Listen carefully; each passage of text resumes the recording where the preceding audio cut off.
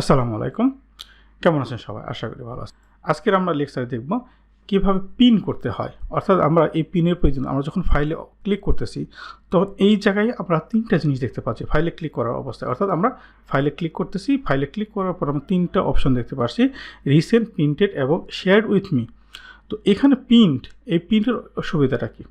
Recent অর্থ কি? আমরা যে ফাইলগুলো রিসেন্টলি আমি এখানে হাসান একাডেমি, তারপরে আমাদের বিভিন্ন যে আমার ফাইলগুলো আছে, অর্থাৎ আমি এই পর্যন্ত যে ফাইলগুলো রিসেন্ট যে কাজগুলো করেছি এই ইন দিস ওয়ার্কে, এবং হয়তো প্রিভিয়াস ওয়ার্ক মানে উইকেও থাকবে। কারণ যদি আমরা যদি আরও চাই মোর ওয়ার্কবুক, সেই মোর ওয়ার্কবুকে যদি ক্লিক করি তাহলে আমরা দেখতে পাচ্ছি এখানে আমাদের অনেক, এখানে কি আছে দেখেন, স্টার্টে আমরা কি করেছি, তারপর লাস্ট উইকে কী কাজ করেছি, ওল্ডারে কাজ করেছি, অনেকগুলো কাজ থাকবে।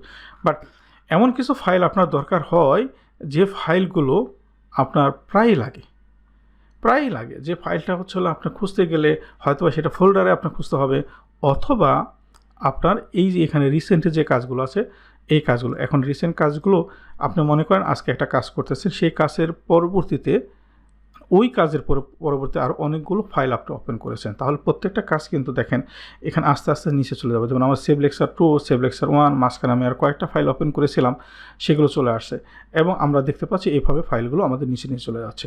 বাট এই ফাইলটা যদি আমাদের দরকার হয় যে প্রথমে থাকবে, যেমন এইখানে পিন করে রেখে যদি এখন কোনো একটা পিন নাই, বাট আমি যদি এই যে এখানে সেভ লেকচার 2 এইটাকে যদি পিন করে দেই, অর্থাৎ এই সেভ লেকচার 2 এটাকে পিন করে দেই, পিন জাস্ট ক্লিক করেছি আমি, কিন্তু এই যে পিনটা ছিল, আমরা যখন এই অপশনে আসি তখন দেখতে পাচ্ছি আমরা এখানে আমাদের এই জিনিসটা আছে। তো তাহলে আমরা এখন যখন এই ফাইলে ক্লিক করলাম এবং আমরা যদি প্রিন্টে যাই, আমরা যদি এখন এই ফাইলটা কিন্তু আমরা এখানে সহজে ওপেন করতে পারতেছি। বা আমরা যদি এই নিচের ধরেন আমাদের এই বুক টু বা এই ওয়ার্কে যদি ক্লিক করি, যাকে আমরা পিন করে দিই, প্রত্যেকটা কিন্তু আমরা যখন ফাইলের উপর রাখতেছি, কার্সরটা রাখতেছি, আমাদের এই যে এই পিনটা কিন্তু অপশনটা ভিজিবল হচ্ছে।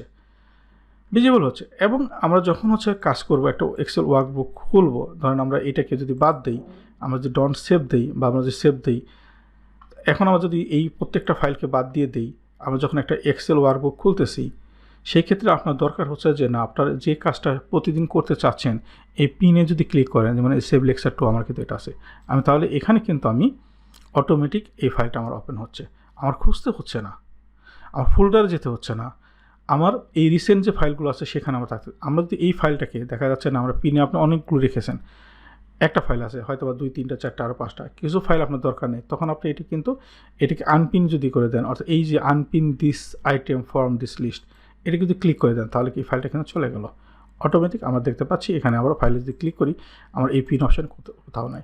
অর্থাৎ পিন করার অর্থই হচ্ছে আমরা কোনো একটা ইম্পর্টেন্ট ফাইল যেটা আমাদের সবসময় দরকার হয়, সেই ফাইলটাকে আমরা পিন করে রেখে দেবো।